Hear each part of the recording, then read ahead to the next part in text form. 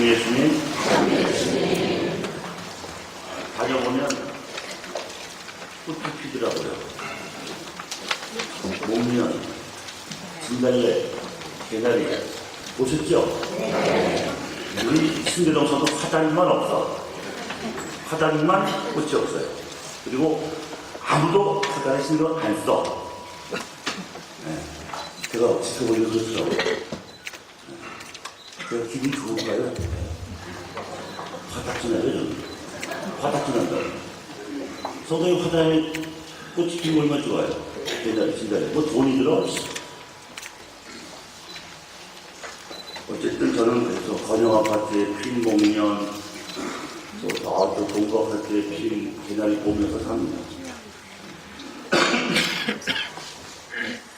오늘 제44기인데요, 우리가 사무엘기 상권 16장의 말씀은 사무엘 예언자가 마지막 판관이고 사실상 첫 번째 예언자인 사무엘 예언자가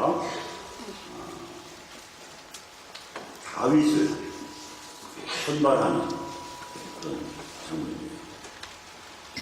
조선왕조 때로 말하자면 세자간 백하는 예식 정도 되는 거예요. 그리고 그렇게 해서 영으로 할리키가 직접 목자가 되셔서 백성을 다스리던 판관 시대가 끝나고 왕정 시대가 시작이 되는데 그래도 청취자로 왕을 세우더라도 그 왕의 사표는 왕 목표를 기준은 하느님이시기 때문에 화답송에서 후렴이 이렇게 나오는 거예요. 같이 읽어보실까? 주님은 나의 목자 알 수 없습니다. 하느님이 진정한 지혜, 왕은 그 대리인에 불과하다 그 말이에요. 저희 독서는 에베소서 5장의 말씀이었습니다. 키 센텐스가 첫째 문장에 있었습니다. 읽어보십시오. 형제 여러분, 내일 저쳐봅시다. 다시 시작.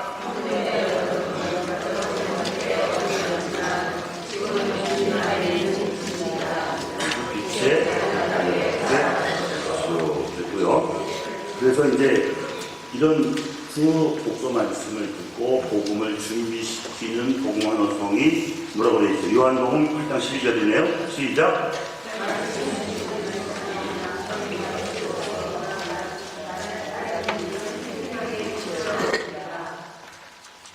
내 인사책이 없는 거예요. 따라하기가 싫으면 귀찮으시면 아니면 제가 마음에 안 드는 거예요.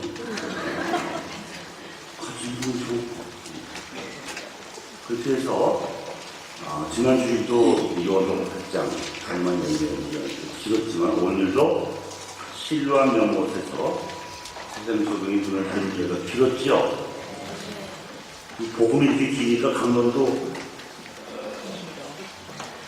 짧을까요? 길까요? 이사가 늦을까요? 빨리 끝날까요? 각오해야 되겠죠? 바쁜 사람은 도저히 나가도 돼요. 바쁜 사람들은 하나님의 일보다 사람이 더 바쁜 사람들은 가셔도 됩니다. 사순 제4일의 복음은 예수님께서 세상 소경을 치유하시는 이야기를 소개합니다. 이 이야기를 통해서 우리는 본다는 것이 과연 무엇인지, 그리고 인생의 빛과 그림자가 어떤 것인지를 생각하게 됩니다.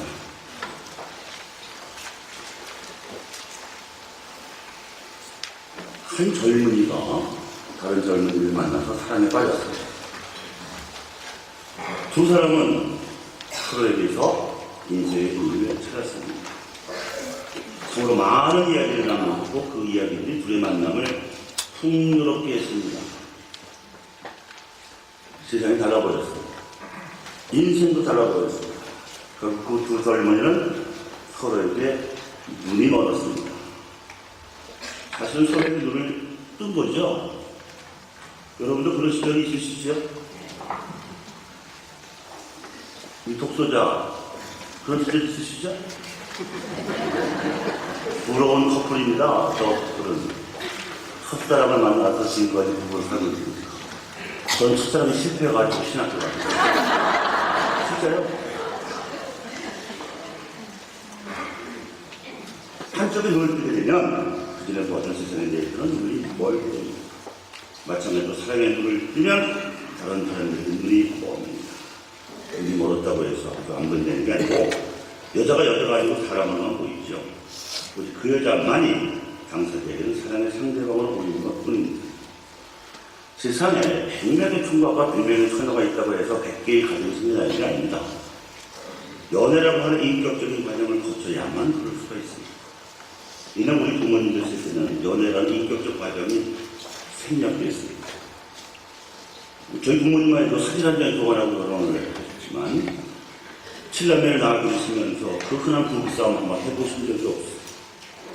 저희들 몰라 하셨는지 모르지만 적어도 저희 7남매 눈앞에서는 하지 않으셨습니다. 어머니 그 일방적으로 참으셨는지도 모르지만 그분 부모님께서는 당신들의 갈등 때문에 저희 7남매를 기르는데 볼성 사나운서는 단 한 번도 보신 적이 없습니다. 연애의 신비라고 해야 되나, 아니 중매의 신비라고 해야 되나. 하지만 연애라고 하는 인격적 과정을 거치지 않으면 아무리 순남순녀라고 해도 결혼을 해서 겪고 말하게 될 갈등을 원만히 해소하기가 어렵습니다. 연애하면서 서로의 마음도 알게 되고 서로의 장단점도 알게 됩니다. 상으로 보는 관점도 그 차이까지 알아야만 본인 생활을 하면서 생겨나는 여러 가지 다양한 갈등을 해소할 수 있는 의사소통을 하게 되는 것이기 때문에 그렇습니다. 연애란 본인을 위한 일종의 예감조차라고 할 수 있습니다. 연애를 하면서 자주 다툰 커플이라야 혼인하고 나서 부부 간의 갈등이 적을 수 있습니다. 서로 간의 사랑을 묵인하고 일생을 함께 할 수 있겠다는 확신이 들자 그 젊은이는 섹시의 아버지를 찾아갔습니다. 시골에 살던 섹시 아버지는 청년의 고백을 듣더니 잠시 뜸을 들였다네요. 이미 딸로부터 총각에 대한 여러 가지 정보를 들었던지라 판단하기는 어렵지 않았지만 먼 산을 지그시 바라보던 그 아버지가 사위 후보에게 이렇게 말했습니다. 이 결혼을 승낙할 수 없네. 놀라고 또 낙담한 청년은 미래의 삶을 여쭈었습니다. 제가 딸님을 사랑하는데 왜 결혼할 수 없습니까? 단지 도망치기를 바라시는 건 아닌가요? 그토록 젊은 사랑에는 강한 겁니다. 그런 마음 먹으셨어요. 서로 생각 안 했으면 다른 사람 찾기보다 차라리 도망가겠다. 그런 생각이 없을 수 있어요.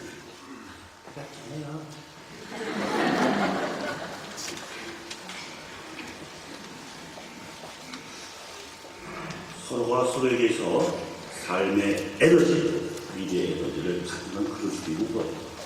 로미오 줄리엣이 개인 소설이었나요? 딸의 아버지는 이렇게 말했습니다. 자기가 내 딸을 사랑하기 때문에 승낙할 수 없다는 것이죠. 아니, 사랑하니까 결혼했다는 건데 그게 무슨 말씀이십니까? 이어지는 두 사람의 대화가 이렇습니다. 자네 둘의 사랑은 젊어서 젊기 때문에 오는 소위 자연의 섭리지 노력한 결과는 아니지 않나. 결혼한 후에도 내 딸이 자네를 좋아할 만큼 자네가 노력하자는 약속을 하지 않으면 결코 승낙할 수 없네. 그 젊은이 뭐라고 대답했겠습니까? 싫습니다. 그럴까요? 알겠습니다. 노력하겠습니다. 여러분은 여러분의 배우자를 사랑하십니까? 좋아하십니까? 사랑하시는 분? 좋아하시는 분? 나머지 뭐야? 혼자 살아라? 혼자 살아요? 결과하세요? 각방 쓰십니까? 다시 한번 여쭤볼게요. 여러분은 여러분의 배우자를 사랑하셨습니까? 좋아하셨습니까? 사랑하셨던 분? 좋아하셨던 분? 아직도 말을 못 알아듣고 있습니다. 서로를 사랑해서 그 말은 서로에게 눈이 멀어서 결혼할 수가 없지만 끊지만 그것은 서로의 사랑에 눈을 뜬 것뿐이지 정치 행복까지 보장할 만큼 큰 에너지는 아직 아닙니다. 서로를 행복을 해줄 수 있게끔 자기 자신의 매력을 유지할 수 있도록 노력하기 힘들어야만, 그래서 서로를 나이 들어서도 좋아할 수 있게 되어야만 서로가 행복할 수 있는 거라고 감히 혼자서는 신부인 저는 그렇게 생각합니다. 동의하세요? 그래서 다시 한번 여러분에게 여쭤보겠습니다. 여러분, 여러분의 배우자를 좋아하십니까? 여러분은 여러분의 배우자가 자신을 좋아할 만큼 노력하고 계십니까? 왜 여자분만 들려? 왜 남자 랩들은 대답을 없는 건데요? 남자들만 대답하세요. 여러분은 여러분의 배우자가 자신을 좋아할 만큼 노력하고 계시는지요?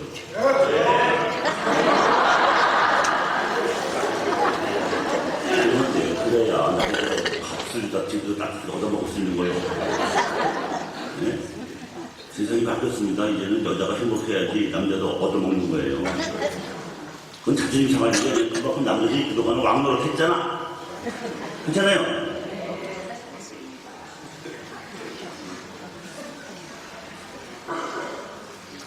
오늘이 제4주라고 말씀을 드렸는데, 말씀드렸다시피 오늘 전례에서 교회는 부활의 기쁨을 미리 맛보는 기회를 갖고 있습니다. 입당선에 나오는 바 즐거워하여라 예루살렘아 라는 성경 말씀에 그 정신이 잘 드러나 있습니다. 이 기쁨은 희생과 극기를 실천하면서 주님의 순환의 길에 기꺼이 함께 하는 사람들만이 느낄 수 있는 기쁨입니다. 우리는 이 미사를 시작하면서 분기를 이렇게 가졌습니다. 빛의 아버지신 하느님, 저희 마음속 깊은 데를 보시니 어둠의 세력이 저희를 지배하지 못하게 하시고 성령의 은총으로 저희 눈을 열어주시어 세상의 빛이신 성자 우리 예수 그리스도를 알아뵙고 그분만을 믿게 하소서. 첫째 독서에서 들으신 바대로 하느님은 마음을 보시지만 사무엘은 겉모습을 봤어요. 하느님께서는 막내 다윗을 눈여겨보셨는데 사람들은 마지를, 장자 상속의 전통 때문에 그렇죠. 마지를 더 눈여겨보았던 것 같습니다. 여러분은 여러분의 배우자를 만나셨을 때 마음을 보셨습니까? 아니면 겉모습을 보셨습니까?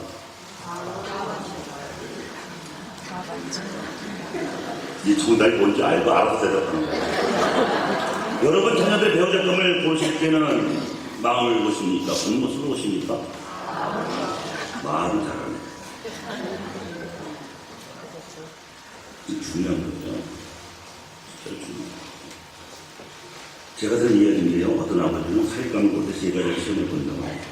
먼저 몸을 가눌 정도까지는 술을 진탕 마시게 하고요. 그 반을 건데요.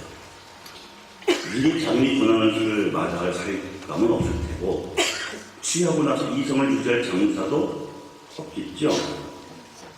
그럼 뭔 소리 나오는 거예요. 거기서 합격을 하면 두 번째 만남에서는 어디 먼 데로 가자고 해놓고는 운전 실력을 보겠다고 해요. 운전대 잡으면 전성이 핸들과 가속 페달을 운전하는 자 마음대로 움직이게 되어 있으니까 평소에 얌전하던 사람일수록 고속도로에 가면은 난파선 운전이 있는 경우가 있는데 그것은 평소에 그의 동생이 억눌려 있었기 때문에 남이 보지 않는, 네? 남이 보지 않잖아요. 고속도로는 뭐 가봤자 서 달리니까 경찰대는 혼자 가야 숨어 있으니까 남이 보지 않는 난폭 운전으로라도 자기 억눌린 고통을 해소하고자 하는 충동이 일어나기 때문입니다. 제가 주변 중에도 이런 분이 계세요. 누구라고 말은 못해요. 세 번째 만남까지 통과했으면은 오스톱을 치자. 같은 동네에서는 부자관에서도요, 계산이 정확해야 돼요. 얄짤 없습니다. 개평 그런 거 없어. 장인 부모는 일부러 슬슬 이겨주는 거예요. 어떻게 하나 그러고. 여기서 별로나는 거지. 인수도 없지. 못 먹어도 하면 식격이고. 스톱! 하면 합격이지. 사회가의 마음을 알아보기 위한 보육지책이 있겠습니다. 일단 그런 시키고 나면 자기 마누라 치고 자기 마음대로 할 테니까. 그때는 땅을 치고 투복을 해도 소용이 없지. 제가 아들을 둔 아버지라면 며느리감을 이렇게 심어두겠습니다. 잘 들으시고 자식은 낳은 부모도 잘 들으세요. 일단 약속 시간을 정해놓고 일합니다.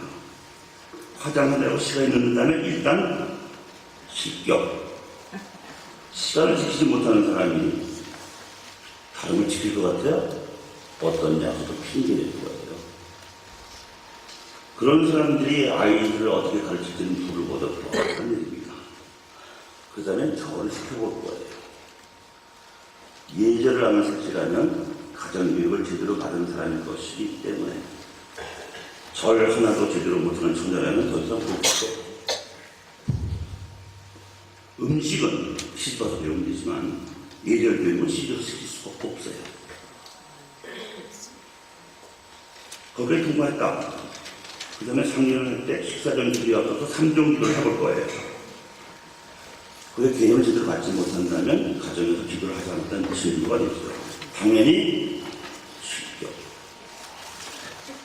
기도도 하지 않는 며느리가 손주 소녀들에게 제대로 신앙교육을 하기는 애초부터 흘렸습니다. 찔리는 사람은 안 할 거야 아마. 그러나 아들 녀석을 불러왔다는 며느리가 아직 신자가 아닐 수도 있어요. 우리나라 인구 10%만 신자지 나머지 90%는 신자가 아닙니다. 그럴 수도 있지. 그러면 사랑에 눈물있는 신자 피를 분도 안 될 테니까 그거는 일단 넘어가고 대신에 결혼 날짜 잡기를 기회를 받겠냐 하고 물어볼 거예요. 바빠서 시간이 없다 그러면 딴 데 가서 알아보든지 둘이 도망을 치든지 알아서 알아갈 겁니다. 두고 주는 날가 있어 싸우는 것보다는 그게 더 낫다고 저는 생각합니다. 어떻게 생각하세요? 두고 속속고 계시거든 참고하시기 바랍니다. 신분이 좀 마음대로 할 수 있는 거야 이 말은. 내가 조금은 어떻게 될지 딱 몰라요. 말이니까 말도 못하니까. 오늘 복음에서 작은 세상 속의 눈을 뜬 이야기를 세 장면을 나눠 소개하면서 이 이야기가 지닌 영적 차원 깊은 의미를 절충적으로 제시합니다. 첫 번째 장면에서는 예수님께서 제자들과 길을 가시다가 눈먼이를 만나서 죽이려 드시자 이웃 사람들이 눈을 보였어요. 그 눈먼이가 눈을 뜬 곳이 실로암 연못이었는데 이 실로암이라는 말은 파견된 사람이라는 뜻입니다. 눈이 멀었다가 눈을 뜨게 된 그 사람이 아직도 눈이 먼 사람들을 볼 수 있게끔 파견한다. 뭐 그런 뜻이 있었겠죠. 그래서 실로암이라는 정서가 있는데 먼저 1절만 들어보시겠습니다.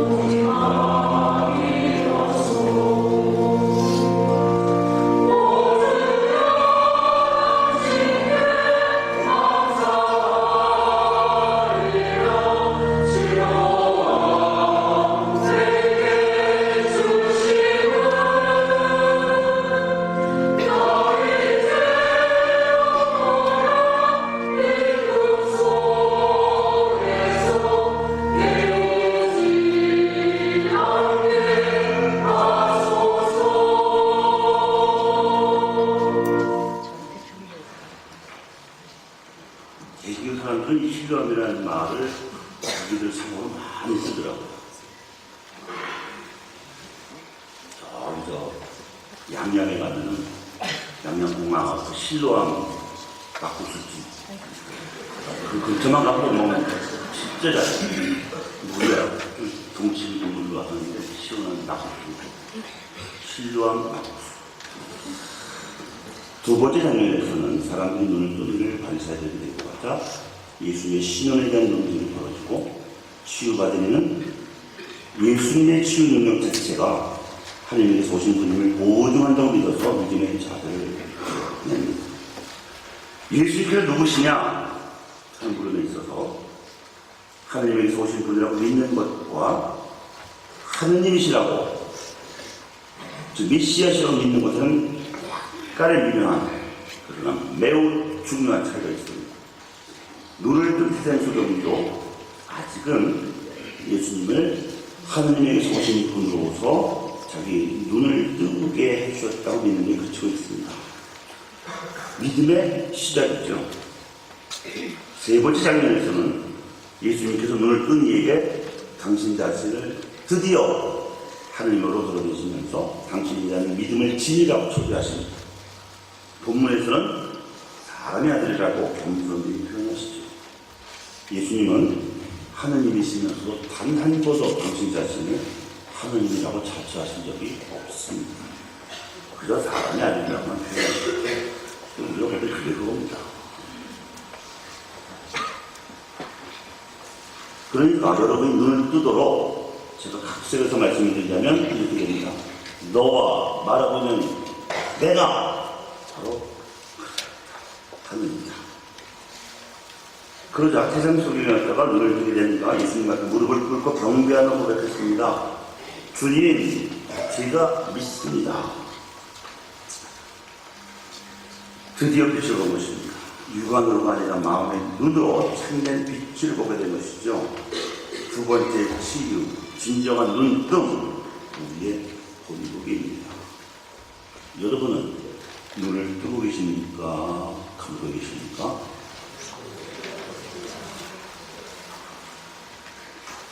여러분은 눈뜬 소금이십니까? 아니면 눈먼 신앙인이십니까?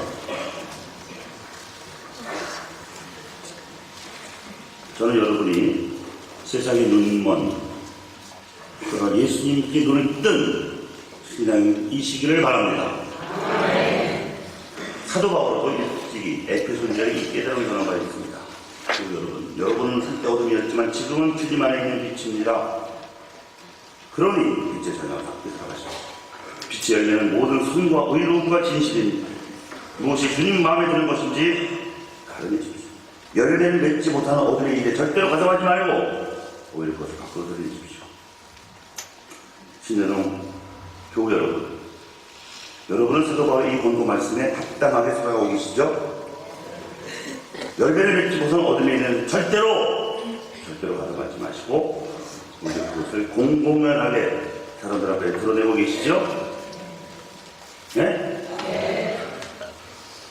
사도 바울의 권고가 이렇게 이어집니다. 사실 그들의 은밀히 저지르는 일들은 말하기조차 부끄러운 것입니다. 밖으로 드러나는 것은 모두 빛으로 밝혀집니다. 빛입니다. 벌하시고 성취하시는 예수님께서 하신 일들이 바로 이런 것이죠. 사람들이 밖으로 드러내는 것들을 모조리 빛으로 비추어 주는 일. 무엇이 선이고 무엇이 악인지를 때되면 밀과 가지가 가려지듯이 심판하시는 일. 그게 예수님 하시는 일이에요. 여러분, 보지 못하는 것은요, 다만 답답한 일이 아니라 죄입니다. 너희가 눈먼 사람이었으면 오히려 죄가 없었을 것이다. 그러나 지금 너희는 우리가 잘 본다 하고 있으니 너희 죄는 그대로 남아있다 하고 말씀하시기 때문입니다. 그래서 예수님의 이름으로 저도 여러분에게 말씀드립니다. 잠자는 사람아 깨어나라. 죽은 이들 가운데서 일어나라. 그리스도께서 너를 비춰주시리라. 오늘 복음 한 호송에서 우리가 오늘 이 임시에서 얻어야 할 말씀의 은총을 이렇게 간추려서 안내해 주는 바 있습니다. 주님이 말씀하신다. 나는 세상의 빛이다. 나를 따르는 이는 생명의 빛을 얻으리라. 기도 후에 실로암 성의 2절을 많이 들으시고 지금 함께 기도하겠습니다. 보지 못하는 일을 보게 하시고 본다고 착각하는 일을 심판하고 오신 예수님, 우리를 보는 이로 치유해 주십시오. 우리 눈을 뜨게 하시고 우리 마음을 열어주십시오. 이 사신 시기에 진정으로 당신의 진실을 시커멓게 눈을 뜨고 보는 복된 사람들에게 하여 주소서. 아멘.